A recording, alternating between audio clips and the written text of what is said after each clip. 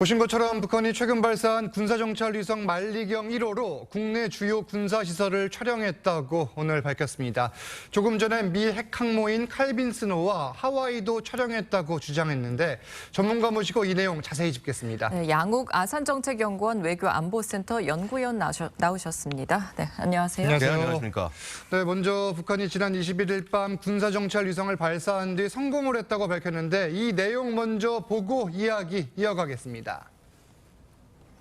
평안북도 철산군 소위 위성 발사장에서 정찰 위성 만리경 1호를 신형 위성 운반 로켓 천리마 1형에 탑재하여 성공적으로 발사했습니다. 예정된 비행 궤도를 따라 정상 비행하여 궤도에 정확히 진입시켰습니다. 공화국 무력의 전쟁 준비 태세를 확고히 제고하는 데 커다란 기여를 하게 될 것입니다. 네, 조금 전 보신 이 천리마 1호 로켓에 탑재된 이 정찰위성 만리경 1호 현재 위성 추적 웹사이트 등을 보면은 정상적으로 궤도를 돌고 있는 것으로 보입니다. 문제는 북한이 이 정찰 위성으로 서울, 평택, 오산 주요 표적들을 촬영했다 이렇게 오늘 밝힌 거예요. 예. 뭐 사실은 그 용도로 올린 거라고 말씀드릴 수 있겠습니다. 사실 그렇죠. 뭐 정찰 위성이 무슨 의미가 있냐. 예. 특히 뭐 여러분 잘 보셨겠지만은 지난 1차 발사 때 북한이 떨군 위성 잔해를 우리가 수거했단 말이죠. 그렇죠.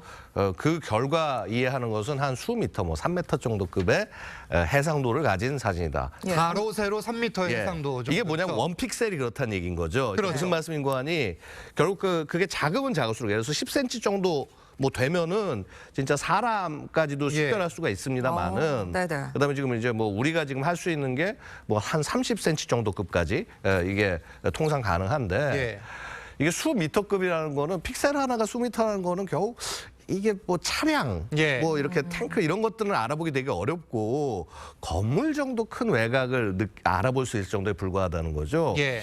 야, 그러면 이게 무슨 의미가 있겠냐 싶겠지만요. 전혀 그렇지 않습니다. 왜 그렇습니까? 기본적으로 이거는 핵 전략 하에서 움직이는 거라고 생각을 하셔야 돼요. 무슨 말씀인 거 하니? 네. 전략하여. 여태까지 북한이 핵 전력을 키워온 게 미사일 계속 개발해 왔잖아요. 예. 한쪽으로 핵탄도 개발해 오고 좋습니다. 자, 소위 말해서 핵 무력의 주먹을 키워온 거예요. 근데 눈 감고 때릴 수 없잖아요. 그렇죠? 그렇죠. 어딘가를 때려야 되는데 네. 자, 목표를 지정을 해야 됩니다. 근데 목표를 지정을 하는데 북한이 눈이 없는 거예요. 예. 그럼 어떡합니까? 서울 때려야 된다? 그럼 구글 어스를 보고 찍어야 되나요? 네이버 지도를 보고 찍어야 되나요? 북한 입장에서는 자신들이 찍은 사진과 이거로 자신의 눈으로 표적을 확인을 한 다음에 예. 그 표적을 선정해야 되는 거예요. 이제 소위 그래서 우리가 핵 전략에서 굉장히 중요한 게 예. 표적을 어디를 선정하냐. 그래서 내가 가진 미사일 몇 개를 쓰냐. 이런 것이 핵 전략의 가장 핵심이 되는데 그 전략을 수행하기 위한 가장 필수 중의 필수가 바로 이러한 군사정찰 위성이고요.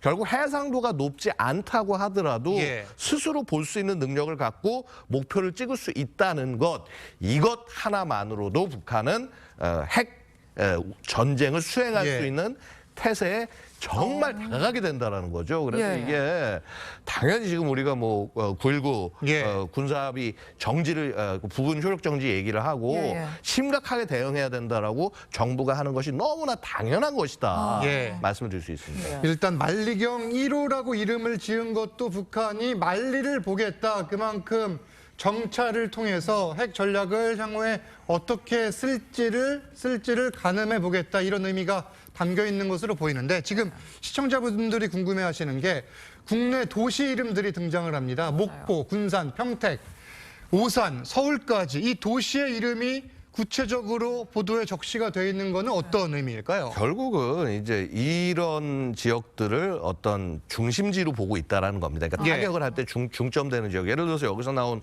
군산이라든가 오산, 평택 여기는 미군들이 주로 집결돼 있는 그런 시설 아니겠습니까? 주한 미군이 주한미군. 집중돼 있는 예. 곳이에요. 주한미군 전력의 핵심 전력들이 퍼져 있는 지역이고 예를 들어서 목포도 당연히 전략적 가치가 존재를 하고요. 서울은 말씀드릴 이유도 예. 더 말씀드릴 것도 없고요. 이외에도 부산부터 주요한 도시들 지금 다 찍고 있다는 얘기가 되는 그렇죠. 거거든요. 지금 보고 있으면 아마 오전 10시경에 한번 그다음에 23시 그러니까 오후 11시경에 한번 이렇게 이제 지나가면서 촬영을 하는 걸로 알려지고 있습니다. 한반도 상공을 하루에 네, 두 차례 지나가는 네. 거예요. 대략 시간이 이제 지금 그 정도로 그렇죠. 조정이 되는데 결국 이런 지속적인 감시를 통해서 내 어느 지역을 타격을 해야 될지 표적을 식별하는 작업을 할 거예요. 물론 해상도가 높지 않기 때문에 세세한 정보들은 다른 수단을 써서 활용을 해야 되겠지만 예. 그럼에도 불구하고 전반적인 큰 그림을 완성을 시킬 수 있다라는 측면에서 봤을 때는 북한에게는 뭐 엄청난 자산이 될 수밖에 없는 것이죠. 지금 말씀하신 것처럼 해상도는 높지 않더라도 그러면 군사시설의 뭐 위치, 지금 도시명까지 언급이 됐는데 예. 뭐 부대 시설이라든지 뭐 기밀 사항이 노출됐을 가능성은 얼마나 높나요? 사실은 기밀이 이렇게 뭐 이 위성 때문에 새어 나갔을 가능성이 그닥 높다고 할 수는 없습니다. 이 예. 정도 해상도에서는. 예. 그래서 사실 조금 더 의미 있는 판단이 되려면 말씀드렸다시피 뭐 1m 이하급 그래서 혹은 50cm, 30cm 이 정도의 해상도가 돼야지 뭐 차량이라든가 항공기라든가 이런 것까지 정확하게 식별이 가능한데 예. 그 수준엔 못 이뤘지만 그럼에도 불구하고 촬영할 수 있다는 그 사실 자체가 자신이 원하는 시기에 이걸 볼 수 예. 있게 한다는 것 자체가 네. 중요하다라는 거죠. 지금 나가고 있는 사진은 2022년 2월, 지난해 2월에 북한이 찍었다고 밝힌 지금 모습이고 예. 이번에 만리경 1호로 촬영한 사진은 아직까지 공개를 하지 않고 있습니다. 일단 괌 미군 기지를 촬영한 사진을 김정은 위원장이 봤다 이렇게 보도를 했기 때문에 이 보도가 맞다면은 해당 사진들을 북한에서 현재 확보를 하고 있는 것으로 보이는데 예. 이게 사실 북한에서 촬영한 사진들을 보도를 통해 공개를 할까 이것도 관심이거든요. 어떻게 예상하세요? 저는 그 사진 자체를 직접적으로 공개하진 않을 거라고 봅니다. 무슨 말씀인가 하니 해상도가 그렇게 높지 않다라는 것을 직접 보여주고 싶지는 않을 겁니다. 예. 근데 하지만은 자신들이 이러한 사진을 통해서 실제 표적 획득과 표적 선정을 하고 있다는 걸 선정할 가능성이 있습니다. 무슨 말이냐면 김정은 제일 잘하는 행동 중에 하나가 뭐냐면 네네. 뭐 이렇게 지도 펴놓고 막 거기 막 뭐 미국 본토 타격 계획, 전쟁 계획 해놓고 나서 뭔가 막 사진들이라든가 그림 같은 예. 걸 붙여놓고 흐릿하게 공개를 하지 않습니까? 이전에 화성 계열 미사일 발사할 때 주로 사용했던 방법들이죠. 맞습니다. 그래서 예. 그런 식으로 이렇게 어떤 사진과 이런 것들을 표시는 하되 네. 자세하게 그런 어떤 해상도나 이런 것들을 알 수는 없게 하면서 예. 자신들이 이런 능력이 있다라고 하는 거를 과시하려고는 할 거다. 근데 하지만 지금 현 상태에 북한이 그 해상도가 낮은 위성을 갖고 있다고 해서 앞으로도 못 가질 거냐 예. 이렇게 생각하면 안 됩니다. 네. 왜냐하면 생각해 보세요. 지금 북한과 우주 협력을 하겠다는 나라가 어디죠? 러시아죠. 그렇죠. 러시아의 우주 기술이 우리가 그렇게 무시할 수 있는 수준이 아닙니다. 아, 그럼요. 그러면 뭐 어떻게 하면 되냐면요. 예. 북한 입장에서는 그러니까 뭐 기술 이전은 아니더라도 러시아가 네네. 쉽게 안 해줍니다. 기술 이전이 아니라고 하더라도 러시아에게 제작을 의뢰할 수 있는 거예요. 만들어주세요. 그러네요. 예. 해상도 좋은 걸로 만들어주세요. 그래서 뭐 북한 위성에 실어가나 안 되면 러시아 우주 발사체에 실어가지고 올려서 한다? 충분히 의미 있는 데이터나 이런 거 걷어갈 수가 있는 겁니다. 예. 그래서 그런 부분들을 우리가 굉장히 유의를 하면서 조심스럽게 접근할 필요가 있다 말씀드리겠습니다. 네, 지금 또 북한은 이 정찰 위성이 다음 달부터 본격적으로 정찰 임무에 착수하게 될 것이라고 전했습니다. 지금 러시아에 의뢰할 가능성까지 얘기를 해주셨는데 그럼 앞으로 안보에 어느 정도 위협이 될까요? 뭐 일단 기본적으로는 말씀드렸다시피 북한은 지금은 사진들을 우리가 찍었다라고 이제 이걸 자랑하는 정도 수준에 그치지만은 네. 이것을 가지고 표적이나 자신들이 이제 앞으로 핵 공격을 할 어떤 우선순위들을 정하고 예. 그다음에 그것들을 가시화하면서 공개를 할 겁니다. 일부 공개를 네. 하면서 대한민국에 대해서 핵 위협을 굉장히 구체화할 거다. 예.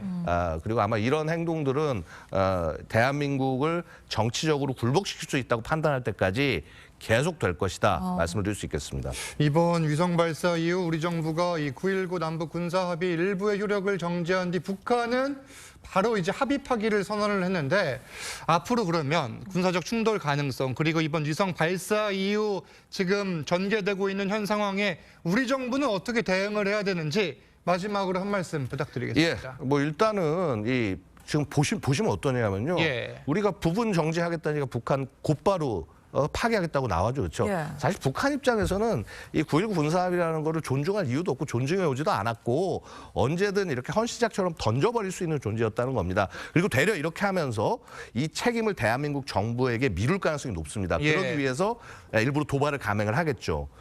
그 도발의 강도는 재래식 도발 수준으로 높아질 수 있습니다. 이 부분에 대해서는요, 우리 정부는 정확하게 국제사회에게 예. 정확하게 이 사태의 책임과 원인이 누구에 있는지, 북한에게 있는 것인지 예. 정확하게 알리고 그다음에 의연히 대처해 나가야 된다. 그 과정에서 예. 우리 국민의 단합된 모습 보여주는 것 굉장히 중요하다 말씀드리겠습니다. 철저히 대응을 하되 또 이와 함께 긴장감을 낮출 수 있는 방법 또한 고민이 필요한 것 같습니다. 지금까지 양욱 연구위원님 말씀 들었습니다. 감사합니다. 네, 감사합니다.